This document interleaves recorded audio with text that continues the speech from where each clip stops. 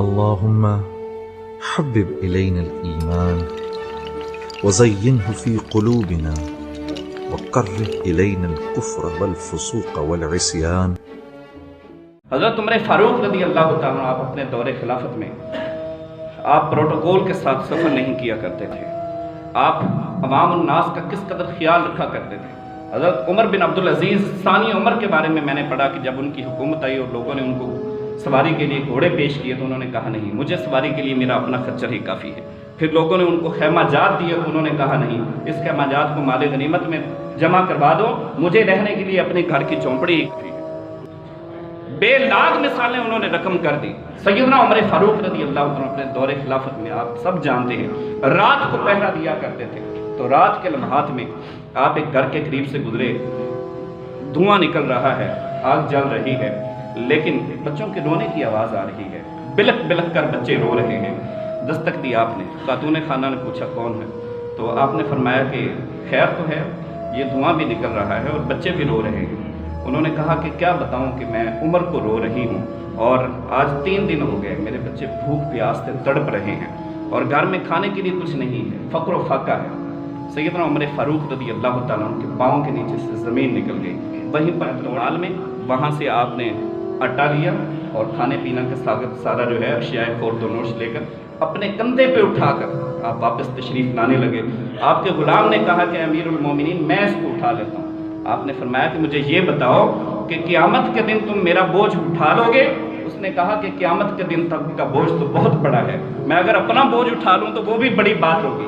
فرمایا کہ پھر رہنے دو، عمر کو اس کو اپنا ہی بوجھ اٹھانے دو۔ ان کے گھر گئے، وہاں پر آگ جلائی اور خاتون خانہ کو کہا کہ جلدی کرو تم آٹا گوندھو۔ وہ آٹا گوندھنے کے لیے بیٹھ گئی۔ کہتے ہیں تاریخ میں آتا ہے کہ آگ بار بار بجھ رہی تھی، سیدنا عمر فاروق خلیفہ وقت، مسلمانوں کے حکمران، مسلمانوں کے حکم روا اور امیر المومنین یوں نیچے جھک جھک کر بار بار اس آگ کو پھونکے مارتے ہیں اور اس کا دھواں آپ کی آنکھوں میں پڑتا ہے، گھٹنے ٹیک کر دونوں ہاتھ نیچے لگا کر بار بار آگ کو پھونکے مار رہے ہیں اور ان بچوں کو کھانا کھلایا۔ بچے کھانا کھا رہے تھے، سیدنا عمر فاروق رضی اللہ تعالیٰ عنہ اپنے دونوں گھٹنے اور ہاتھ نیچے لگا کر جیسے گھوڑا چلتا ہے اس طرح کبھی ادھر ٹہلتے ہوئے جاتے، کبھی ادھر ٹہلتے ہوئے جاتے۔ بچے مسکرا رہے تھے اور دل ہی دل میں حضرت عمر فاروق کہہ رہے تھے کہ عمر تمہاری وجہ سے یہ بچے روئے ہیں، اب ہنسانا بھی تیرا ہی کام ہے۔ اور اس خاتون خانہ کو کہتے ہیں کہ خاتون خانہ تم عمر کو معاف کیوں نہیں کر دیتی ہو؟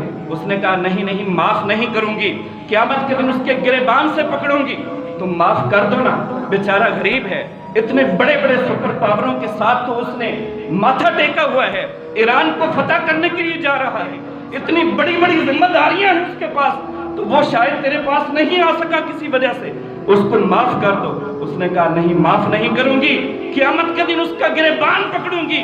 تو سیدنا عمر فاروق نیچے سے زمین سے ہاتھ اٹھائے اور اس خاتون خانہ کو کہا کہ پکڑو پھر عمر کا گریبان پکڑو، یہ عمر تمہارے سامنے بیٹھا ہے، خدا کے لیے کل قیامت کے دن خدا کی بارگاہ میں میرا گریبان نہ پکڑنا، کہنا ہے آج ہی کہہ لو، جو گالیاں دینی ہیں آج ہی عمر کو دے لو۔ فرمایا دجلہ کے کنارے اگر کوئی بکری بھی بھوک سے مر گئی تو عمر اس کا ذمہ دار ہوگا۔ آج اسامہ ندیم جیسے نہتے مسلمان اور نوجوان مر رہے ہیں، قوم کی عزت لٹی جا رہی ہے، یہاں پر بچیوں کی عزت محفوظ نہیں ہے، بچوں کی عزت محفوظ نہیں ہے۔ کہ حکمرانوں اپنے گریبان میں جھانک کر دیکھو، وقت کے رہنما اور رہبروں دیکھو اپنے گریبان میں جھانک کر دیکھو، تم لوگوں کو ہماری حفاظت پر مامور کیا گیا تھا، تم خود ہی ہماری عزت لوٹنے پر تلے ہوئے ہو، تم خود ہی ہماری عزت تار تار کرنے پر تلے ہوئے ہو۔ یہ قوم کے محافظ ہیں، یہ قوم کے ذمہ دار ہیں، دنیا میں اگر یہ بچ جائیں گے قیامت کے دن خدا کی قسم یہ خدا کی بارگاہ میں نہیں بچ سکیں گے۔ اس لیے میں نے عرض کیا کہ سب لوگ نہیں ہیں، چھپے رنگ سنگریزوں میں گوہر بھی ہیں، کچھ بڑے بڑے اچھے لوگ بھی ہیں جو اپنی ذمہ داریاں نبھا بھی رہے ہیں، ان کی عظمت کو ہم سلام پیش کرتے ہیں۔